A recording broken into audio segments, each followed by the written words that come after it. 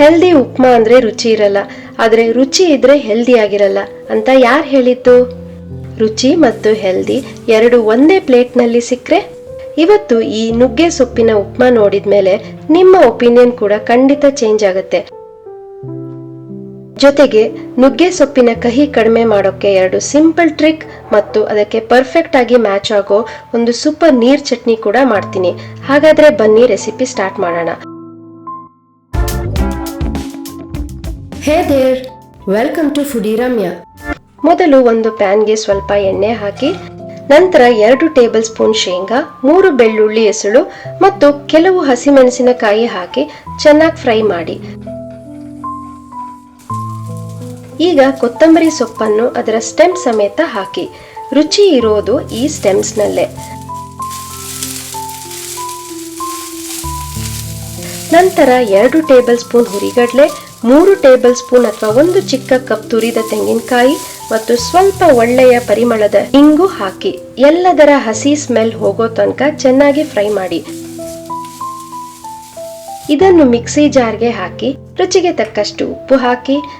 ಈ ಚಟ್ನಿಯ secret ingredient ಅಂದ್ರೆ 2 ಸಣ್ಣ ಸಾಂಬಾರ್ ಈರುಳ್ಳಿ.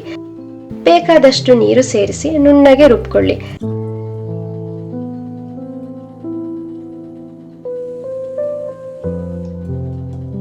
ಈ ಚಟ್ನಿ ಸ್ವಲ್ಪ ನೀರಾಗಿದ್ರೇನೆ ರುಚಿ. ಕೊನೆಯಲ್ಲಿ ಒಂದು ಗಮ್ಮತ್ತಿನ ಒಗ್ಗರಣೆ ಹಾಕಿದ್ರೆ ಆಯ್ತು, ನಮ್ಮ ಸೂಪರ್ ನೀರು ಚಟ್ನಿ ರೆಡಿ. ಈ ಚಟ್ನಿ ಉಪ್ಮಾ, ದೋಸೆ, ಇಡ್ಲಿ ಎಲ್ಲದಕ್ಕೂ ತುಂಬಾ ಚೆನ್ನಾಗಿ ಹೊಂದುತ್ತೆ. ಜೊತೆಗೆ ಮಾಡೋದು ಕೂಡ ತುಂಬಾ ಈಸಿ. ಈಗ ನುಗ್ಗೆ ಸೊಪ್ಪಿನ ಉಪ್ಮಾ ಮಾಡೋಣ. ಮೊದಲು 1 ಕಪ್ ಬನ್ಸಿ ರವೆಯನ್ನು ಪರಿಮಳ ಬರೋ ತನಕ ಚೆನ್ನಾಗಿ ಹುರಿದು ಪಕ್ಕಕ್ಕಿಟ್ಕೊಳ್ಳಿ. ನೀವು ಇಷ್ಟಪಡೋ ಯಾವ ರವೆ ಬೇಕಾದ್ರೂ ಯೂಸ್ ಮಾಡ್ಬೋದು. ಈಗ ಒಂದು ಪ್ಯಾನ್ಗೆ ಸ್ವಲ್ಪ ಎಣ್ಣೆ ಹಾಕಿ ಚೆನ್ನಾಗಿ ತೊಳೆದು ನೀರು ಬಸಿದ 1 ಕಪ್ ನುಗ್ಗೆ ಸೊಪ್ಪು ಹಾಕಿ ಹಸಿ ಸ್ಮೆಲ್ ಹೋಗೋ ತನಕ ಹುರಿಯಿರಿ. ಇದೇ ಮೊದಲನೇ ಟ್ರಿಕ್. ನುಗ್ಗೆ ಸೊಪ್ಪು ಹೀಗೆ ರೋಸ್ಟ್ ಮಾಡಿದರೆ ಅದರ ಸುವಾಸನೆ ಹೆಚ್ಚುತ್ತೆ ಮತ್ತು ಅದರ ಕಹಿ ಕೂಡ ಕಡಿಮೆ ಆಗುತ್ತೆ. ಈಗ ಹುರಿದ ನುಗ್ಗೆ ಸೊಪ್ಪನ್ನು ಮಿಕ್ಸಿ ಜಾರ್ಗೆ ಹಾಕಿ 1 ಕಪ್ ರವೆಗೆ 3 ಕಪ್ ಸ್ವಲ್ಪ ಹುಳಿಯಾದ ಮಜ್ಜಿಗೆ ಸೇರಿಸಿ. ಅಂದ್ರೆ 1:3 ರೇಷಿಯೋ. 1 ಕಪ್ ರವೆಗೆ 3 ಕಪ್ ಹುಳಿ ಮಜ್ಜಿಗೆ. ಇದನ್ನು ನುಣ್ಣಗೆ ರುಬ್ಬಿಕೊಳ್ಳಿ. ಇದೇ 2ನೇ ಟ್ರಿಕ್. ಸ್ವಲ್ಪ ಹುಳಿಯಾದ ಮಜ್ಜಿಗೆಯಲ್ಲಿ ರುಬ್ಬಿದರೆ ನುಗ್ಗೆ ಸೊಪ್ಪಿನ ಕಹಿ ಇನ್ನಷ್ಟು ಕಡಿಮೆ ಆಗುತ್ತೆ. ಜೊತೆಗೆ ಉಪ್ಮಾ ತುಂಬಾ ಸಾಫ್ಟ್ ಮತ್ತು ಫ್ಲೇವರ್ಫುಲ್ ಆಗುತ್ತೆ. ಈಗ ಒಂದು ಬಾಣಲೆಗೆ ಎಣ್ಣೆ ಅಥವಾ ತುಪ್ಪ ಹಾಕಿ ಸಾಸಿವೆ, ಉದ್ದಿನ ಬೇಳೆ, ಕರಿಬೇವಿನ ಸೊಪ್ಪು ಮತ್ತು ಹಸಿಮೆಣಸಿನಕಾಯಿ ಹಾಕಿ ಒಗ್ಗರಣೆ ಮಾಡ್ಕೊಳ್ಳಿ.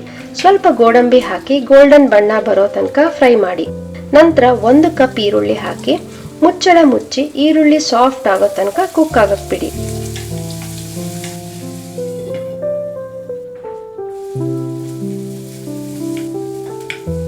ಈಗ ರುಬ್ಬಿದ ನುಗ್ಗೆ ಸೊಪ್ಪಿನ ಮಿಶ್ರಣ ಹಾಕಿ ಕುದಿಯಕ್ ಬಿಡಿ.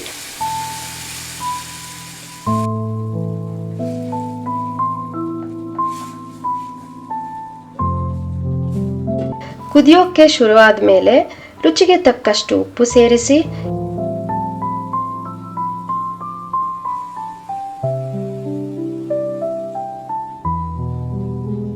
ಈಗ ಫ್ಲೇಮ್ ಕಡಿಮೆ ಮಾಡಿ ರೋಸ್ಟ್ ಮಾಡಿರೋ ರವೆನ ಸ್ವಲ್ಪ ಸ್ವಲ್ಪ ಹಾಕ್ತಾ ಮತ್ತೊಂದು ಕೈಯಲ್ಲಿ ಸ್ಟಿರ್ ಮಾಡ್ತಾ ಇರಿ.